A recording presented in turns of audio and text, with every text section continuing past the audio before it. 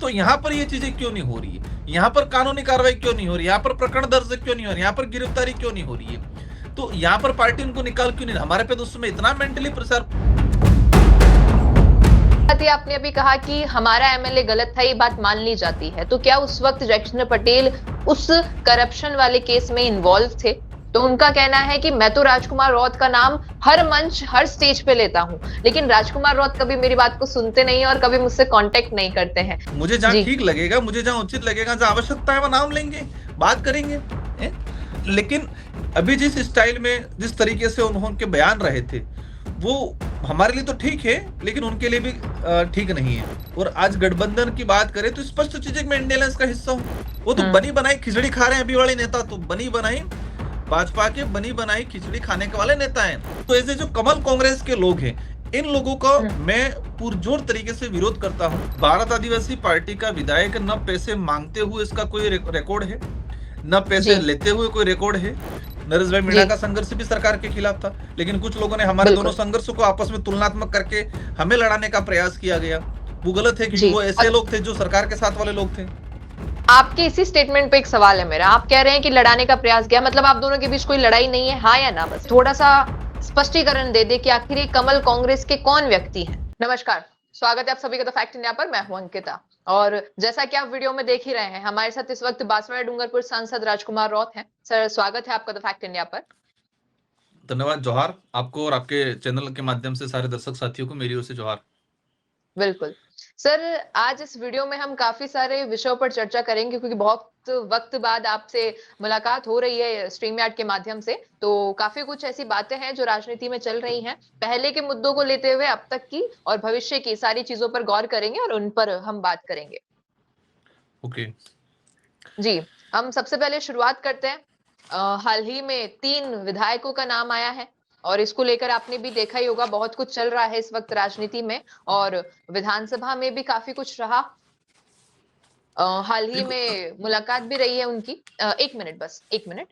और हाल ही में मैंने सुना भी था, आपने कहा था कि पार्टी के विधायकों के लिए अलग रणनीति राजनीति है, और जब आपके पार्टी के विधायक की बात आती है, मैं बात कर रही हूँ जयकृष्ण पटेल की, जो मामला मई में शुरू हुआ था, उस वक्त इतना गरमाया और आपने कहा पार्टी कमेटी बनाएगी, कमेटी गठित होगी, उसके बाद निर्णय निकलकर सामने आएगा। लेकिन अभी तक हम जान पा रहे हैं, जहां तक कुछ ऐसी बात सामने नहीं आ रही है। तो दोनों मुद्दों पर आपकी क्या राय है, और आप क्या स्पष्टीकरण देना चाहेंगे आपकी कमेटी और पार्टी की ओर से भी? जी सर।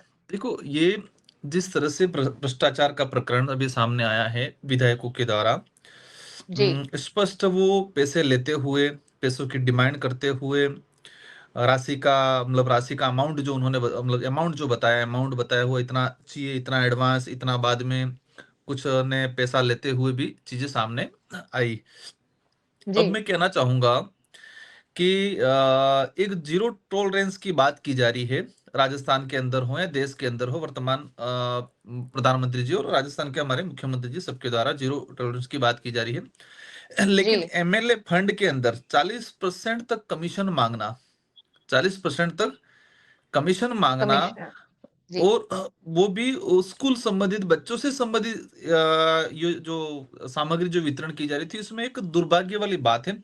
और वो भी इसमें सत्ताधारी विधायक द्वारा, क्योंकि इसमें सत्ताधारी विधायक का जो ज्यादा अमाउंट है उसका स्पष्ट वीडियो आ रहा है। तो जो सत्ता में है और उनके द्वारा ये सारी चीजें स्पष्ट होगी, इसके बावजूद भी सरकार की तरफ से और विधानसभा अध्यक्ष जी की तरफ से न कोई स्टेटमेंट आया, ना कोई मतलब स्टेटमेंट भी आया, लेकिन एक नफा तोला, एक बचते हुए कहा जाता है कि भाई खुल के स्टेटमेंट देना, दिल से देना, और एक बचते हुए देना, तो वो बचते हुए स्टेटमेंट दिया गया है। वही मेरा कहना था कि जब आदिवासी पार्टी की बात आई थी और आदिवासी समुदाय से विधायक आ रहा था, तो हमारे विधानसभा के अध्यक्ष जी वासुदेव देवनानी जी भी कह रहे थे कि मैं शर्मिंदा हूं, मैं ये हूं। तो क्या आप शर्मिंदा नहीं हुए? तब तो उनको दर्द हो रहा था। उस समय तो भारत आदिवासी पार्टी का विधायक न पैसे मांगते हुए इसका कोई रिकॉर्ड है, न पैसे लेते हुए कोई रिकॉर्ड है। पूरा प्री प्लान फंसाया था, फिर भी उस समय बहुत सारा किया और फटाफट गिरफ्तार करके जेल में कर दिया। 6 महीने बाद विधायक साथी हमारे जेल से, मतलब 5 महीने बाद जेल से छूट के आया। दूसरा, मैं आप लोग जो मीडिया के चैनल के साथी हो, देखो, मीडिया को देश का चौथा स्तंभ के रूप में माना जाता है। हमेशा सबकी आम जनता की बिल्कुल। अपेक्षा रहती है और संवैधानिक जो व्यवस्था उसमें यही है कि मीडिया निष्पक्ष सच्चाई के साथ और आगे जनता को अपनी खबरें पहुंचाए। अभी मैंने देखा बिल्कुल। कि अभी ठीक है, कुछ चैनलों ने एक आधा दिन कुछ चलाया, हल्का एक दो पट्टी चलाई, न्यूज़पेपरों ने एक दो पट्टी चलाई, लेकिन सेम चीज हम देखते हैं कि हमारे जो भारत आदिवासी पार्टी का विधायक था, उस समय मीडिया का क्या रोल रहा था, सरकार का रोल रहा था, वहां तो सवाल है, लेकिन हमारा मीडिया से जी। भी है कि उस समय मीडिया का क्या रोल रहा था। मैंने दो तीन चैनल देखे, विशेषकर सारे चैनल मैं इसको गुनहगार नहीं मानता हूं, दो तीन बिल्कुल। चैनल तो 4 दिन तक चलाया था, 5 दिन तक चलाया था रेगुलर। अभी बड़ी खबर कर करके पट्टियां चला चला के, पट्टियां चला चला के विधायक को यहां से यहां ले गए, विधायक को ये पूछ रहे हैं, विधायक के परिजन मिलने आ रहे हैं। मतलब मेंटली जिस तरह से माहौल बनाया पूरे राजस्थान के अंदर, इसमें मीडिया ने भी कोई कमी नहीं छोड़ी। और यहां हम देख रहे जी। हैं तो बड़े जो चैनल हैं, राष्ट्रीय चैनल है, राज्य चैनल है, बड़े चैनल वाला एक दिन एक दो पट्टी चला के भूल गए, मामला खत्म कर दिया। तो यहां जी। पर भी भेदभाव हुआ है। तो हमारा कहना है कि राजस्थान की सरकार हो या देश की सरकार हो या पूर्व में कोई भी सरकार हो, क्या ये सरकारों की कलम, क्या पार्टी को देख के, जाति समुदाय को देख के, धर्म को देख के चलती है? भाई सेम चीज है, यहां पर भी उन लोगों ने ये किया है, वहां पर भी उस विधायक, चलो ठीक है मान गए हमारा विधायक गलत था, तो विधायक गलत था तो ठीक है, जो हुआ मान गए, एक्सेप्ट। मतलब एक तरह का अगर बात करें तो यहां पर ये चीजें क्यों नहीं हो रही है, यहां पर कानूनी कार्रवाई क्यों नहीं हो रही, यहां पर प्रकरण दर्ज क्यों नहीं हो रही, यहां पर गिरफ्तारी क्यों नहीं हो रही है? तो यहां पर पार्टी उनको निकाल क्यों नहीं, हमारे पे तो उसमें इतना मेंटली प्रेशर। और मीडिया के साथियों को भी पूछना चाहिए, राजस्थान के भाजपा के प्रदेश अध्यक्ष है उनको पूछना चाहिए, हमारे मेरे प्रिय सीनियर साथी में मित्र, मतलब क्योंकि हमारे जैसे तो भले मुझे राजनीतिक दृष्टि से वो कुछ भी माने, राजेंद्र राठौड़ साहब, जी। मैं उनका आदर करता हूं, सम्मान करता हूं, क्योंकि पिछले सेशन 5 साल हमने साथ में गुजारा है, और वो सीनियर थे, हमारे प्रतिपक्ष नेता रहे, उपनेता भी जी। रहे। काफी चीजें मैंने उनसे सीखने का प्रयास किया। मैं उनसे भी निवेदन करना चाहूंगा कि उस समय आपने जिस तरह से माहौल बनाया था, अभी क्या हो गया? अभी कह रहे हैं, एक दिन कहा था कि मैंने कहा ठीक है, कोई विधायक कोटे अगर कुछ दे रहा है, तो विधायक कोटे से कोई काम दिया है तो वहां का कोई कार्यक्रम करा रहे हैं, भाई टेंट लगा रहा है, वो ऐसा कुछ, कोई गरीब अनाथ बच्चे हैं उनको कोई सहयोग कराने की अगर बात हो तो समझ में आता है कि हाँ ठीक है, कोई सहयोग की बात की है। तो वो मुझे काउंटर करते हुए कह रहे हैं कि राजकुमार तो कह रहा है कि ये मांगे वो मांगे, इस तरह से। तो इस मामले में मेरा स्पष्ट कहना है कि क्या सरकार एक्शन लेगी तीनों विधायकों पे, और पहली प्रायोरिटी क्या उनकी स्वयं की पार्टी के विधायक हैं उन पे एक्शन लेगी? अगर लेगी तो कब लेगी, कैसे लेगी? जी। क्या आदिवासी विधायक को देख के उन्होंने एक्शन लिया, का वही तरीका अपने खुद की पार्टी के विधायक के साथ अपनाएंगे? तो अगर ये चीजें नहीं होती है तो राजस्थान की जनता देख रही है, और विशेषकर आदिवासी बाहुल्य क्षेत्र की जनता देख रही है कि हमारे विधायक की बात आई, वो भी प्लानिंग के फंसाया था, षड्यंत्र के तहत फंसाया था, न कोई इसके पास पैसा मिला था, वो भी उसकी स्टाफ का था, वो भी शक का मामला है, न उसने पैसे मांगते हुए कोई चीजें मिली थी, इसके बावजूद भी ड्रामा करके पूरा फंसाया। तो क्या अभी फंसा रही, नहीं फंसा रही है, क्या मतलब अभी इसको जेल में भेज रहे, नहीं भेज रहे? ये राजस्थान की जनता देख रही है, समय आने पे जवाब देगी। सरकार की निष्पक्षता, मतलब सरकार की कथनी और करनी में कितना अंतर है वो पता चल जाएगा। बिल्कुल। सर, अब आपने इस वक़्त इस सेंटेंस में जो मतलब मेरे प्रश्न के बाद जो कुछ आपने उत्तर दिया, इसमें से 2 चीज़ें मेरे मन में हैं।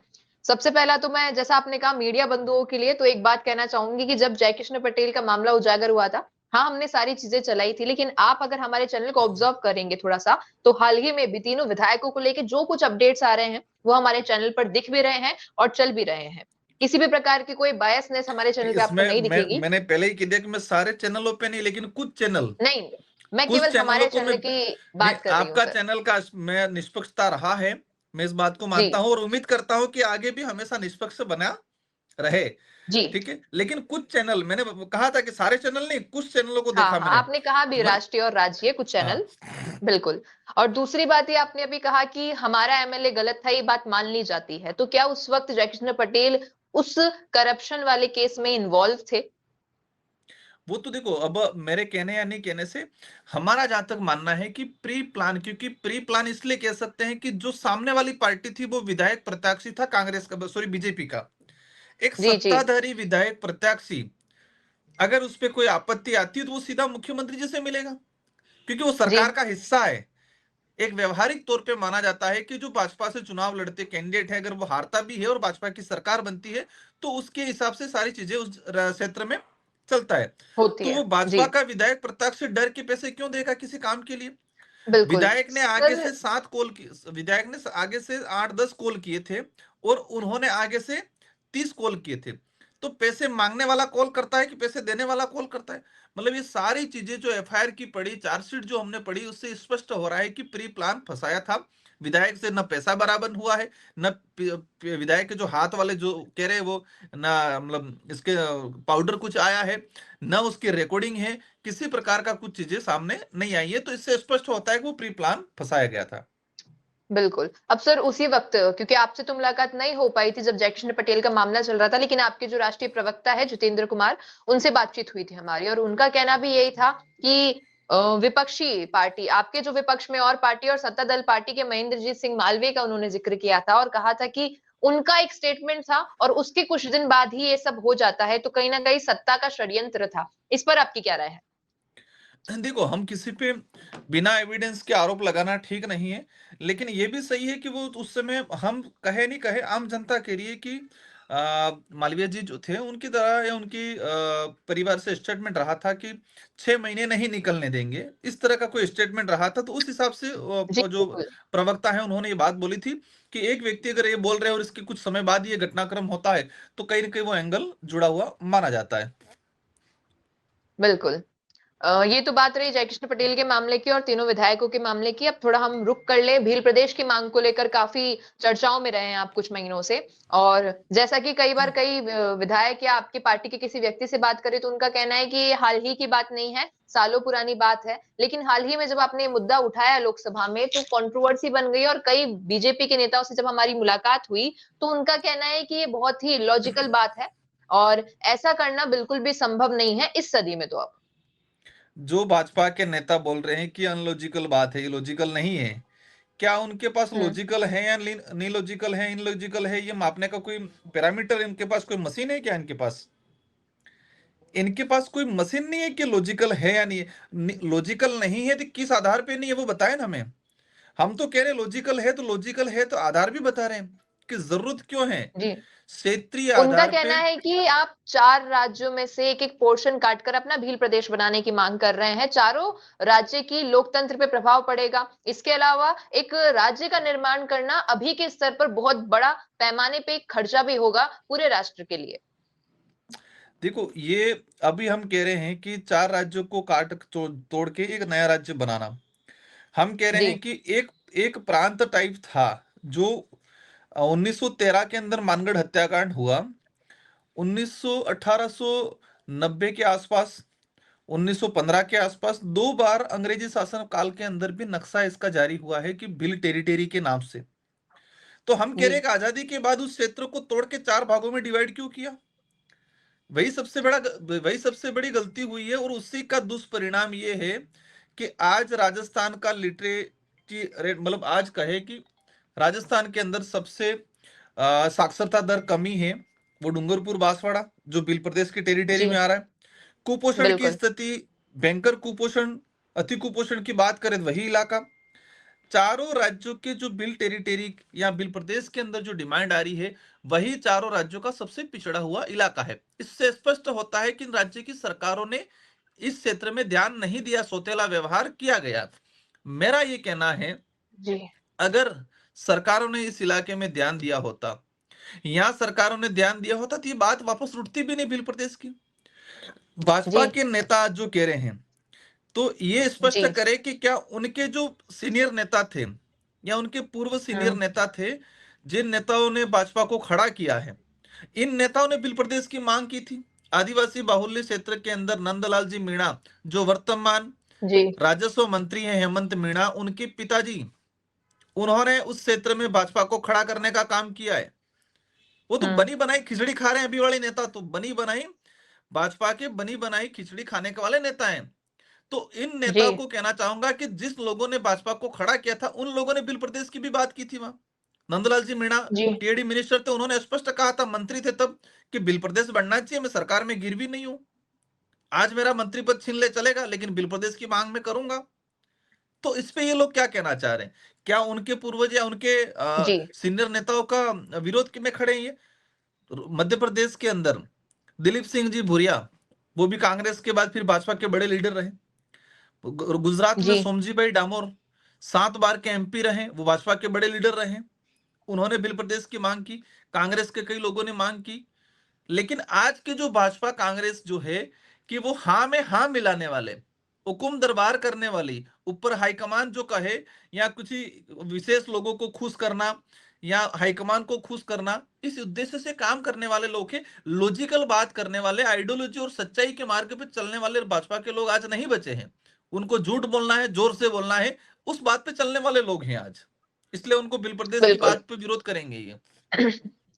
सर एक सवाल ये रहेगा, as a journalist, as a पत्रकार, मेरे मन में कुछ ये सवाल रहते हैं कि हाल ही में कुछ आदिवासी दिवस से रिलेटेड प्रोग्राम बीजेपी ने कंडक्ट किया था, और जहां तक की प्रेस वार्ता में ये बातचीत हुई थी कि 3 से 4 दिन का वो प्रोग्राम रहने वाला है, जो भी समारोह वगैरह रहेगा। लेकिन उसके बाद हम कई आदिवासी बहुल क्षेत्र के लोगों से मिलते हैं, जिनका कहना है कि उनके पास मूलभूत सुविधाएं भी नहीं है। तो वही पार्टी जो प्रोग्राम सेलिब्रेट कर रही है, जो दिवस मना रही है, लेकिन उसी जनता के हित की बात जब आती है तो उस पर गौर नहीं करती है। तो आदिवासियों के साथ ऐसा हो रहा है, इस पर आप क्या कहेंगे, और आपको क्या करना चाहिए, और सत्ता को क्या करना चाहिए इस पर?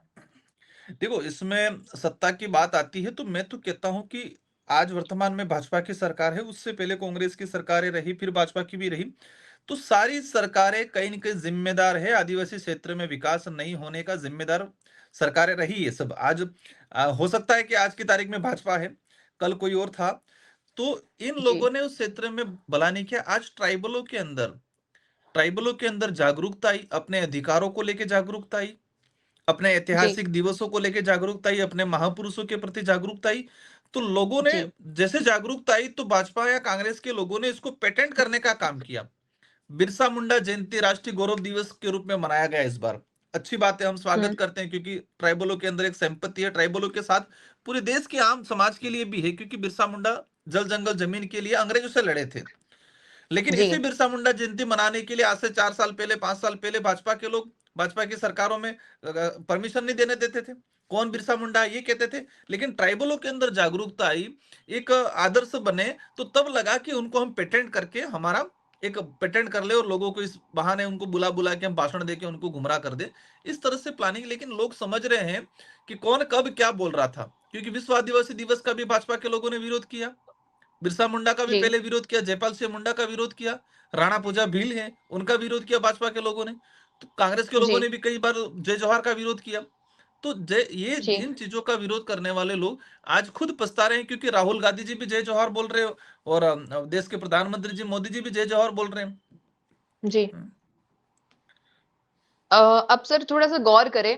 हाल ही में आपके वहां पर एक केस हुआ कि एक बच्ची, जिसको कुछ लड़के परेशान कर रहे थे, पुलिस प्रशासन के पास जाती है, और पुलिस प्रशासन एक नतीजे पर आता है कि दोनों के बीच समझाइश करवा दी जाती है, और बच्ची को और उसकी मां को घर भेज दिया जाता है, जिसके बाद लड़की जहर खा लेती है। ये मामला आपसे रूबरू है, क्योंकि आपने इसको लेकर ट्वीट हाँ, भी मेरे किया है। क्षेत्र में। अब इस, हाँ, आपके क्षेत्र में, अब ऐसे केस में आप किसको लापरवाह बताएंगे? पुलिस प्रशासन को, उस लड़की को, उस लड़के को, या फिर सरकार को? देखो, ऐसी चीजें वहां पर हर इलाके में हिंदू मुस्लिम का अलग प्रकार का इशू है। हमारा जो जी इलाका है, कुछ समय कुछ लोगों ने प्रयास किए आपस में सांप्रदायिक फैलाने का, लेकिन वहां पर ये स्थिति है कि हिंदू की दुकान है, उस दुकान में एम्प्लॉय मुस्लिम भी है, मुस्लिम की दुकान है तो उस दुकान के अंदर एम्प्लॉय हिंदू भी है। आपस में जी एक दूसरे से जुड़े हुए हैं कई लोग, और आपस में घर गुजारा भी चलता है।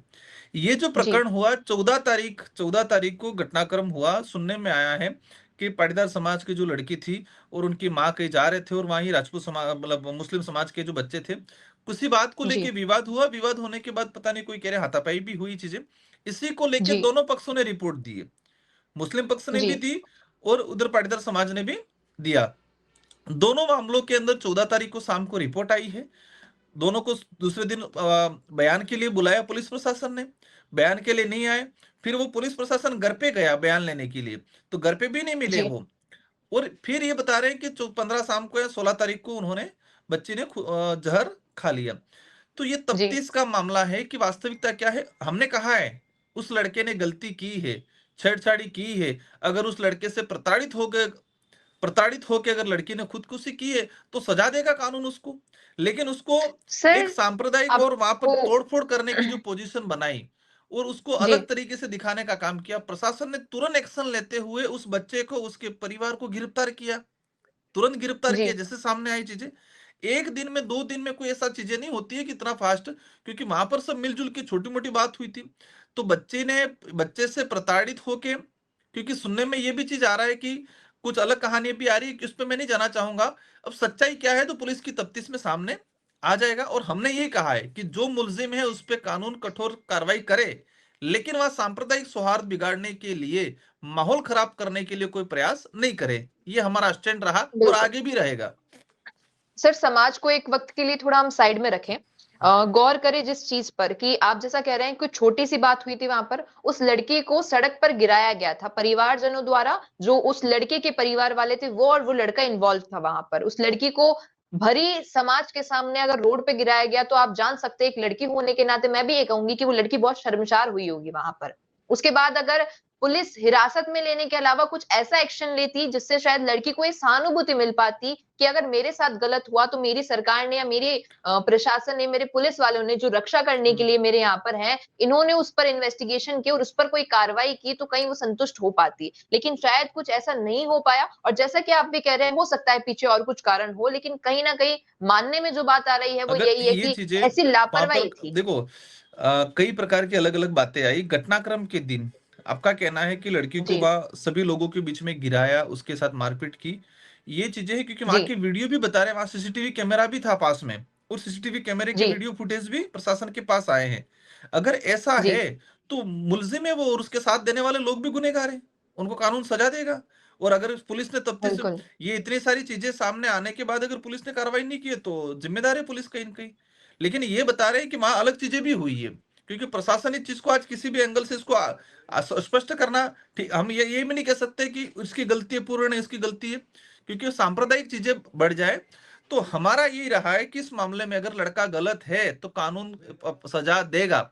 उसको वहाँ पर सांप्रदायिक बना के दुकानों को तोड़-फोड़ करने का जो प्रयास किया, उस चीज़ का, क्योंकि प्रशासन कार्रवाई नहीं करता बाद में, सर वो वो सब हमें समझ चीजें में तो आता बहुत था। बाद में आई हैं, उससे पहले ही 3 दिन का पूरा 14, 15, 16 3 दिन का आंतरा रह गया जब ये सारी नहीं, नहीं, चीजें नहीं, हुई नहीं। थी। 14 तारीख शाम को हुआ है, 14 तारीख और 15 तारीख एक ही दिन बीच में गया है। 16 तारीख को घटना हुई, 16 तारीख को ही गिरफ्तार किया उनको। सिर्फ 1 दिन जी, का बीच में गया है। फिर भी मैं कह रहा हूँ कि 1 दिन भी नहीं जाना चाहिए था। अगर कुछ मामला गंभीर हुआ था, तो उसको तुरंत एक्शन बिल्कुल, लेना चाहिए था। लेकिन वहाँ अलग-अलग चीज़ें आ रही थी, जो भी अगर होगा तो जो सामने आ जाएगा, और जो मुल्ज़िम होंगे उन पे कानूनी कार्रवाई होगी। बिल्कुल। अब आगे बढ़ते हैं इसी कड़ी में थोड़ा और। झालावाड़ में स्कूल में छत गिरी और बच्चों के साथ बहुत कुछ हुआ था। वो हादसा हम कहें उस वक़्त का एक बहुत बड़ा हादसा बन गया था। हर उस माँ-बाप के लिए जिसके बच्चे उस वक़्त स्कूल में होंगे शायद, हर उस बच्चे के लिए जो उस वक़्त शायद स्कूल के अंदर था, बच गया, नहीं बच पाया, कुछ घायल हुए। जब उन परिजनों से मैं मिली थी, रूबरू हुई थी उनसे, सामने बैठकर बातचीत की थी काफ़ी सारी चीज़ों पर, उनका कहना था कि राजकुमार रौत आदिवासियों के लिए बहुत लड़ाइयाँ लड़ते हैं, उनके हित की बातें रखते हैं लोकसभा में, लेकिन जब हमें ज़रूरत थी तब वो क्यों नहीं आए? और अगर ऐसा है तो आखिर वो किसके दबाव में थे? अब मैं पूछती हूँ आपसे ही कि उस वक़्त आखिर ऐसा क्या कुछ रहा कि आप उनकी मदद के लिए आगे नहीं आ पाए, और आखिर किसका दबाव था या कोई गठबंधन था उस वक़्त? देखो, कोई चीज़ें, देखो, अलग-अलग लोगों की अलग-अलग धारणा होती है, और ये अपनी स्वतंत्रता है, कोई कुछ भी बोल सकता है, अपन किसी पे किसी का मुँह नहीं बंद करा सकते। झालावाड़ की घटना बिल्कुल। की बात आती है, तो एज़ ए आंदोलन के रूप में हम गए पहले। जी। झालावाड़ की घटना के बाद एज़ ए आंदोलन के रूप में रैली, झालावाड़ प्रकरण को लेके जनबल के हुँ। साथ जिला मुख्यालय पर रैली करने का काम हमने किया है। मेरे और हमारे साथियों के विधायक को नेतृत्व में हमने किया है। हमने कम से कम बिल्कुल, 3 हमने से देखा है। 4,000, हाँ, हमारे लोगों ने वहाँ धरना भी दिया है। हमने 2 जी, बार धरने दिए वहाँ पर, ठीक है? सरकार ने पता नहीं क्या दिमाग में था, सरकार ने किसी प्रकार की उनको जो मदद करनी चाहिए थी, क्योंकि हम संवैधानिक तरीके से हम रैली कर सकते हैं, हम धरना दे सकते हैं, हम कलेक्ट्री में तोड़फोड़ नहीं कर सकते। तो सरकार को जी, आवाज से दबा सकते, मतलब आवाज से उनको उनको सूचना पहुंचा सकते हैं, हमारी बात को तरीके से पहुंचा सकते हैं। हमने पत्र लिखे, हमने सीएम साहब से डेलीगेशन के रूप में मिले। हमने ये जी, बात अलग है कि किस लोगों ने क्या है, आधा घंटा संघर्ष करके 1 घंटा तक दिखाते हैं। हमने 1 दिन संघर्ष करते हैं, फिर भी हम लोग ये, हम मार्केटिंग करने का हमारी आदत में नहीं बना हुआ, इसलिए हो सकता है उन लोगों तक हमारी बात, या हमारे हमने जो संघर्ष किया, उन लोगों के लिए, परिजनों के लिए जो काम किया, वो शायद उन तक बात नहीं पहुंच पाई हो। सर ये परिजनों में से कुछ व्यक्ति का था, अगर आपको मौका मिले तो देखिएगा हमारे चैनल पे वो चीज। परिजनों से रूबरू होके बातचीत की थी, तब उनका कहना था कि नरेश मीणा के पास जाने का रीजन तो तब आया जब हमारे ही नेता ने हमारी बात नहीं सुनी। अगर वो लड़ाई लड़ते पुरजोर तरीके से तो शायद बच्चों को न्याय मिल पाता। देखो हमने वहां पर 3-4 हजार की, हमारे 3 विधायक, 4 विधायक, हमारे राष्ट्रीय सदस्य, हम हमारी पूरी पार्टी के लोग झालावाड़ में धरना दे रहे हैं, पूरी पार्टी के लोग झालावाड़ में रैली निकाल रहे हैं। इससे आगे हम क्या कर सकते हैं? क्योंकि सरकार तो वो कहे कि बिल्कुल बेरी होके बैठी थी, उस सरकार को तो कोई पड़ी नहीं थी। जी वहां के स्थानीय मुख्यमंत्री जी, पूर्व मुख्यमंत्री जी वसुंधरा राजे जी थे, उनके यहाँ फिर भजनलाल जी की लड़ाई की वजह से हो सकता है इस चीज को, बेचारे पीड़ितों को जो वास्तविक न्याय मिलना चाहिए था वो नहीं मिल पाया हो। तो ये मतलब बड़ी कि लड़ाई उनकी। पूर्व मुख्यमंत्री और मुख्यमंत्री की लड़ाई के बीच में आदिवासियों को पिसना हाँ पड़ गया, और शायद जो हाँ, वही बच्चे वही जिनकी जान गई उनको कुछ भी नहीं मिला, और आज तक भी कोई मुआवजा सरकार की ओर से तो नहीं मिल पाया है। हाँ, वही वही चीजें मानो हो सकता है। जी। और क्या थोड़ा रीजन शॉर्ट आपको शॉर्ट लगता है कि थोड़ा शॉर्ट कर देना हाँ हाँ मेरा। हाँ हाँ बिल्कुल बिल्कुल। और आपको क्या ऐसा रीजन लगता है कि उस वक्त जनता आपको और नरेश मीणा को कंपेयर करने लगी थी, क्योंकि आप तो सांसद हैं, वो तो उस वक्त किसी पद पे भी नहीं थे। देखो, आम जनता नहीं करती है। मेरे मेरे फॉलोवर होंगे वो मेरी बात करेंगे, वो नरेश मीणा के फॉलोवर होंगे वो उसकी बात करेंगे। मैं इस मामले जी में, इस छोटी पॉलिटिक्स में नहीं पढ़ना चाह रहा। उनकी जो, उनका विवेक, उनकी समझ, उनके इच्छा अनुसार वो स्टेटमेंट, वो लड़े, वो भी लड़ाई लड़े, ऐसा नहीं लड़े, वो आदमी भी लड़ा उन लोगों के लिए, उसने भी संघर्ष किया। जी लेकिन सरकार ने नहीं सुनी, हमने भी संघर्ष किया। लेकिन हमारे दोनों को जी संघर्ष को आपस में टकराने का कुछ लोग प्रयास करते हैं, क्योंकि हमारा संघर्ष सरकार के खिलाफ था। नरेश भाई मीणा जी का संघर्ष भी सरकार के खिलाफ था। लेकिन कुछ लोगों ने हमारे दोनों बिल्कुल। संघर्ष को आपस में तुलनात्मक करके हमें लड़ाने का प्रयास किया गया। वो गलत है, क्योंकि जी वो ऐसे और लोग थे जो सरकार के साथ वाले लोग थे। आपके इसी स्टेटमेंट पे एक सवाल है मेरा। आप कह रहे हैं कि लड़ाने का प्रयास किया, मतलब आप दोनों के बीच कोई लड़ाई नहीं है, हाँ या ना? बस कोई कोई लड़ाई लड़ाई नहीं नहीं, है। किसी किसी प्रकार की जी कोई लड़ाई नहीं है। एक देखो, सेकंड हमने एक हमारा सेकंड एक अस्तित्व। Second sir. हम्म। एक मिनट। नरेश मीणा से इंटरव्यू था मेरा, जब वो झालावाड़ के मामले को लेकर बाहर आए थे। जैसे ही बाहर आए थे उसके अगले दिन की बातचीत बता रही हूँ आपको। जिक्र किया मैंने आपका, क्योंकि उस वक्त मैं जनता से मिल चुकी थी। तो उनका कहना है कि मैं तो राजकुमार रौत का नाम हर मंच हर स्टेज पे लेता हूँ, लेकिन राजकुमार रौत कभी मेरी बात को सुनते नहीं और कभी मुझसे कांटेक्ट नहीं करते हैं। जबकि मुद्दा तो उनके लोगों का भी था। वो शायद चाहते तो उस वक्त मेरा साथ दे सकते थे, यहाँ पर आ सकते थे। और जैसा आपको बताऊं कि जब वो आमरण अनशन पर बैठे थे शहीद स्मारक, 5-6 दिन का समय वहां था, वहां पर भी नहीं आ पाए। और उसके बाद जब वो आईसीयू में एडमिट रहे कुछ दिन के लिए, तब आप वहां पे भी नहीं आए। और उसके बाद वापस शहीद स्मारक पे आके उन्होंने जो भी राशि एकत्र की थी, करीबन 1 करोड़ समथिंग की वो राशि रही थी, वो परिजनों में डिस्ट्रीब्यूट की थी। तो ये एक शिकायत नरेश मीणा की, जो उन्होंने मुझे कहा था कि जब भी आपकी बात राजकुमार रौत से हो तो उनके आगे रखना। मैंने आपके आगे रख दी। आप बताइए। देखो, मतलब नहीं जाना या नहीं नाम लेना, इसका मतलब लड़ाई थोड़ी मान सकते हैं इसको। आज मुझे लगा नाम लेना चाहिए, आपने नाम लिया तो मैंने नाम, मुझे लगा नाम लेना चाहिए तो मैंने लिया। मुझे जहां जी ठीक लगेगा, मुझे जहां उचित लगेगा, जहां आवश्यकता है वहां नाम लेंगे, बात करेंगे। ए? लेकिन इसको, ये जो बात थी, मैं उस बात को दोबारा स्पष्ट करना चाहूंगा कि हमने और हमारी पार्टी ने झालावाड़ के जी पीड़ित परिवारों के लिए जितना जो हमारी कैपेसिटी के अनुसार संवैधानिक दायरे में रह के हमको जो संघर्ष करना चाहिए था सरकार के खिलाफ या सरकार तक आवाज पहुंचाने के लिए, हमने हमारा प्रयास किया। जी नरेश मीणा ने भी अपने स्तर से जितना हो सके, उस व्यक्ति ने भी प्रयास किया, उन्होंने भी संघर्ष किया। लेकिन मैं, हमारा संघर्ष उनका संघर्ष की तुलना करने लगे कुछ लोग, जी फिर आपस में टकरावट पैदा करने लगे कुछ लोग, और जी उस टकरावट की चाल में वो आदमी फंस गया। वो आदमी फंस गया, किसी ने मतलब चढ़ाया आप होगा, नहीं वो फंस फंस पाए गया। लेकिन वो वो फंस फंस गया। गए। वो फंस गया जी भाई। हम भी कह रहे हैं कि भाई, जिस आदमी को जिसे समय मिले, जो उचित लगे वो करे। उस अगर मेरा नाम कोई और नहीं लेता, इसका मतलब ये थोड़ी वो मेरे उससे उससे लड़ाई है। अब इसी तो चीज में जो आपकी एक हेल्प टकरावट, कर हम देती हूँ। नहीं, आपकी एक इस हेल्प लड़ाई कर को देती हूँ नहीं, सर इसी चीज में। इस लड़ाई को आपकी ही सरकार जो के अगेंस्ट की बाकी लड़ाई को विधायक आपस हैं, में टकरावट पैदा करने का प्रयास किया। जी जी, मैं आपकी एक हेल्प कर देती हूँ उसी चीज में, आपके साथ ही एक कड़ी जोड़ देती हूँ।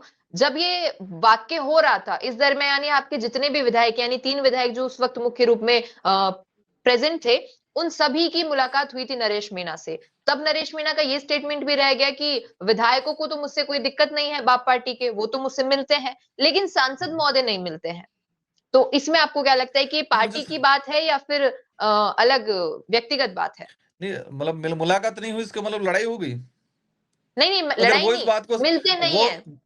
वो उस बात को इस वे में समझते हैं। देखो, नरेश मीणा एक अच्छा स्ट्रगल करने वाला व्यक्ति है, जी। लेकिन उनका जो वो किससे सलाह लेते मुझे नहीं पता। मेरा तो उनको यही सजेशन है आपके चैनल के माध्यम से, एक धैर्यता हुँ, रखें, सही गलत का समय पे डिसीजन लें और अच्छे हुँ, सलाहकार लोगों को साथ में लेके चले, अच्छा लॉन्ग टाइम चल पाएँगे, आगे बढ़ पाएँगे। हमारी शुभकामनाएँ भी हैं उनको। कुछ लोग हुँ, भिड़ा दें मुझे आके कि वो आदमी ऐसे कह रहा था, तो मुझे नहीं सुनना चाहिए, मुझे इसका क्रॉस वेरीफाई करना चाहिए। वो बिल्कुल। कच्चे कान के नहीं रहे और एक धैर्यता से अच्छी लीडरशिप संवैधानिक दायरे में तरीके से करे, तो वो आगे बढ़ सकते हैं। हमारी शुभकामना है। लेकिन अभी जिस स्टाइल में, जिस तरीके से उन्होंने बयान रहे थे, वो हमारे लिए तो ठीक है, लेकिन उनके लिए भी ठीक नहीं है। बिल्कुल। सर ये सारे सवाल तो मेरे थे, अब कुछ एक आरोप बचा है, लास्ट प्रश्न है क्योंकि आपको देरी हो रही है, कि कई नेताओं ने और कई लोगों से जब हम मिले हैं और बातचीत हुई है और आपका ज़िक्र हुआ है, तो उनका कहना है समझ नहीं आता राजकुमार रौत का गठबंधन है किसके साथ? कांग्रेस पार्टी के साथ या फिर भारतीय जनता पार्टी के साथ? तो आपसे ही पूछ लेते हैं, क्या वाक़ई किसी के साथ गठबंधन है आपका या फिर पार्टी अलग चलती है और आप अलग चलते हैं? देखो, आज इंडिया अलायंस का हिस्सा हूं मैं, क्योंकि मेरा कर्तव्य बनता है कि मैं लोकसभा चुनाव लड़ा उस समय इंडिया अलायंस का हिस्सा मुझे बनाया और कांग्रेस के इंडिया अलायंस के सारे लोगों ने मुझे मदद किया। ये बात अलग है कि जी, हमारे डूंगरपुर बांसवाड़ा में दो कांग्रेस है। जी, एक कांग्रेस है जिसको हम कहते हैं कमल कांग्रेस, जो कमल मतलब बीजेपी के साथ मिलकर काम करती है। एक कांग्रेस है जी, वास्तविक आइडियोलॉजिकल अच्छे लोग हैं। तो मेरे जी, लोकसभा चुनाव में ओरिजिनल जो कांग्रेसी जो लोग हैं, आइडियोलॉजी के वैचारिक रूप से सही लोग हैं, उन्होंने हाईकमान का आदेश माना, इंडिया अलायंस के हिसाब से मुझे मत दिया और मुझे साथ दिया, दिल से दिया।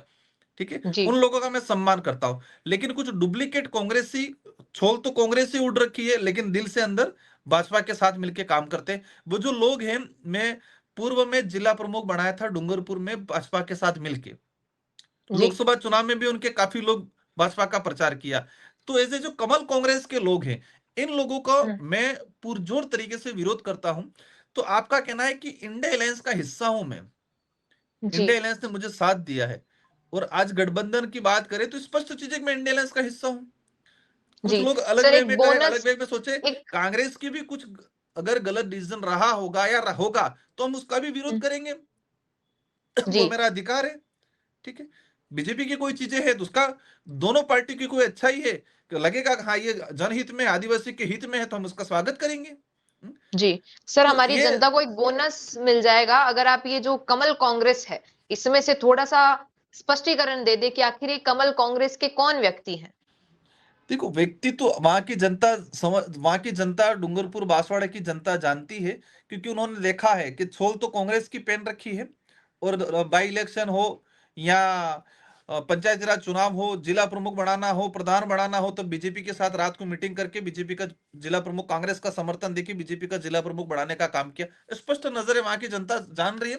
और ऐसे लोगों का सर समय आने जनता पे तो इलाज हमारे भी, पास बाकी क्षेत्रों की भी है, डूंगरपुर बांसवाड़ा के अलावा, तो उनके लिए थोड़ी सहायता हो जाती। शायद वो समझ वो पाते अच्छे से वो कि उनके लिए कौन कांग्रेसी और मैं कौन उनके नहीं है। लिए मैं इनके लिए प्रश्नवाचक छोड़ के जाना चाहूंगा। वो रिसर्च कर लेंगे, पता चल जाएगा। जो कमल कांग्रेस मतलब बीजेपी के साथ मिलके काम करते हैं लोग हैं, जिनको हमसे तकलीफ नहीं है, मतलब हमसे तकलीफ जी, है, बीजेपी से तकलीफ नहीं है। उनका उस वे में काम करने वाले लोग हैं जो एक बार बीजेपी एक बार कांग्रेस, और अंदर खाने जी, एक ही रहते। उनका उद्देश्य इस क्षेत्र का विकास करना नहीं है, आदिवासी इलाके का भला करना नहीं है। उनका उद्देश्य आदिवासी इलाके को कांग्रेस बीजेपी दोनों मिलकर लूटने का उद्देश्य। ऐसे कमल कांग्रेस के लोग हैं। लेकिन सच्चाई ओरिजिनल कांग्रेसी लोग भी हैं बेचारे, जो दिल से हमारे साथ इंडिया अलायंस के गठबंधन में साथ में थे। जी। आखिरी प्रश्न पंचायती राज चुनाव पर आपकी क्या टिप्पणी है और क्या कुछ तैयारी है? क्योंकि अब 2026 की शुरुआत में ही हम देख पाएँगे कि शायद संभावना व्यक्त हो जाए चुनाव की। पंचायती राज चुनाव को पंचायती राज चुनाव को लेके हमारी पार्टी के पदाधिकारियों की तरफ से पूरे 4-5 जिलों के अंदर तैयारी है। और हमारा प्रयास रहेगा, और हमारी जो आइडियोलॉजी है, हमारी जो सोच है, हमारी जो पदाधिकारी, हमारे जनप्रतिनिधि की जो वर्किंग स्टाइल है, उन वर्किंग स्टाइल और हमारी विचारधारा पे पूरा भरोसा है कि अवश्य पंचायती राज में हम लोग सफल होंगे। हमारा उद्देश्य सत्ता हासिल करना ही नहीं है, हमारा उद्देश्य इस क्षेत्र का भला करना है। और उस भला करने के लिए हम जिस सोच के साथ काम कर रहे हैं, अवश्य लोग हमारे साथ हैं और हमें सफलता मिलेगी।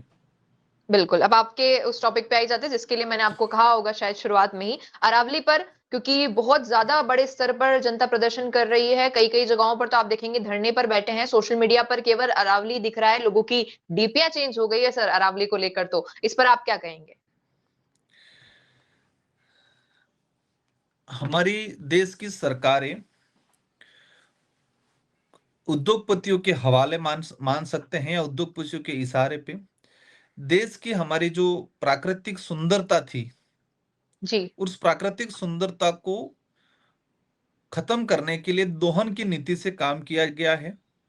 और जी। इसकी वजह से देश की हमारी विंध्याचल हो, नीलगिरी पहाड़ियां हो, और अब बची थी अरावली। अरावली के बारे में कहा जाता है कि देश की सबसे प्राचीन पर्वत श्रृंखला है। जी। विंध्याचल हो, सतपुंडा के पहाड़ हो, हिमाचल हो, जी। हिमालय हो, हिमालय से भी पुरानी पर्वत श्रृंखला के रूप में अरावली को माना जाता है। और जी। अरावली के अंदर गुजरात से लगा के दिल्ली तक, और जी। इसमें 650-700 किलोमीटर के आसपास के टोटल है हम्म। अरावली पर्वत श्रृंखला। इसमें सबसे अधिक राजस्थान में है। और उस वजह से, अरावली की वजह से, दिल्ली हो, हरियाणा हो, यूपी हो, और राजस्थान का पूर्व वाला या मध्य क्षेत्र हो, उसमें रेगिस्तान या गर्म हवाओं का इस इलाके में प्रवेश नहीं हो पाया, अरावली की वजह से ही। और अरावली को राजस्थान की रीढ़ की हड्डी माना जाता है। अगर किसी इंसान की रीढ़ की हड्डी में अगर चोट पहुंचाते हैं, तो वो इंसान, हम्म। इसकी उसकी जान, उसका शरीर किसी काम का नहीं है। वही स्थिति अगर अरावली को आज दोहन करने, खत्म करने के उद्देश्य से भाजपा राज में अगर काम हो रहा है, तो मैं जहां तक समझता हूं कि ये आने वाले समय के लिए राजस्थान एक रेगिस्तान के रूप में पूर्ण रूप से बदल जाएगा। और वो रहने लायक, आज जो पोल्यूशन, आज जिस तरह से दिल्ली में हालत खराब है, अगर अरावली नहीं होती तो उससे डबल पोल्यूशन आज दिल्ली में होता, दिल्ली में रहने लायक जगह नहीं होती। तो अरावली को लेके भारत आदिवासी पार्टी, हमारे क्षेत्र की सारी सामाजिक विंगे, आदिवासी समुदाय, अन्य समुदाय, सारे लोग मिलके इस लड़ाई को हम पुरजोर तरीके से लड़ रहे हैं। शुरुआत से ही जिस दिन ये डिसीजन फैसला आया, उसके कुछ दिन बाद ही मैंने पार्लियामेंट के अंदर इस बात को उठाया है कि अरावली का दोहन बंद करे, सरकार पुनः विचार करे। सरकार ने जो परिभाषा दी है अरावली की, क्योंकि उन्होंने कहा है कि 90 मतलब 100 मीटर से ऊपर वाली पहाड़ी को अरावली माना जाएगा, 100 जी। मीटर के नीचे वाली पहाड़ी को अरावली नहीं माना जाएगा, मतलब उसको खनन कर सकते हैं। स्पष्ट उस बिल्कुल। परिभाषा में क्या है कि 100 मीटर से नीचे वाली पहाड़ी को किसी पे लीज पे दे सकते हैं, खनन के लिए पट्टा दे सकते हैं, किसी भी प्रकार की गतिविधि में समतल अमतल कुछ कर सकते हैं, वहां पर किसी प्रकार का प्रतिबंध नहीं रहेगा। अगर ये बात करते हैं तो अरावली का एक रिसर्च रिपोर्ट में डाटा है कि 13,000 के आसपास, 12 या 13,000 के आसपास टोटल पहाड़ियां हैं। और बिल्कुल उसमें से सर। 90% पहाड़ियां 90 1 किलो और 100 मीटर से 100 नीचे मीटर वाली से है। नीचे है। मतलब बिल्कुल। 12,000 के बारह आसपास, हजार 12,000 के बारह आसपास हजार पहाड़ियां जो 100 मीटर से चली नीचे, जाएंगी। तो मात्र 1,000 बचेगी। अब 1,000 बचेगी, उनकी जो नस है, उनका जो हिस्सा है, छोटी पहाड़ियां, वो खत्म हो जाएगी, तो वो 1,000 भी किसी काम की नहीं रहेगी। नहीं तो उस रहेगी। लड़ाई को भारत आदिवासी पार्टी पुरजोर तरीके से लड़ रही है, अभी शुरू कर दिया है, और लड़ेगी। हम हम्म। किसी भी कंडीशन में अरावली को खत्म नहीं होने देंगे। जी सर, बहुत-बहुत धन्यवाद। आपने सभी प्रश्नों का बखूबी उत्तर दिया है और शायद जनता जो देख रही होगी और वीडियो के अंत तक अगर पहुंची होगी, तो बहुत सारी चीजें उन्हें क्लियर हो गई होगी जो इस वक्त चल रही होगी राजनीति में। अब फिर मिलेंगे आपसे जल्दी, कुछ और ऐसे मुद्दे होंगे जब। तो धन्यवाद टीएफआई के साथ आने के लिए। ओके, धन्यवाद, जोहार। Okay sir. बिजनेस अच्छा हो सकता है, लेकिन अगर नाम नहीं दिखा तो पहचान कैसे बनेगी? अब टेंशन छोड़िए, द फैक्ट इंडिया आपके बिजनेस को देगा वो पहचान जो पूरे राजस्थान में हर किसी तक पहुंचे। न्यूज चैनल पर विज्ञापन, पॉडकास्ट और प्रमोशन के जरिए आप सीधे 5 लाख सब्सक्राइबर और 10 करोड़ से ज्यादा व्यूज तक अपनी पहुंच बना सकते हैं। तो देर किस बात की, आज ही द फैक्ट इंडिया से जुड़िए और अपने बिजनेस को बनाइए हर घर का नाम।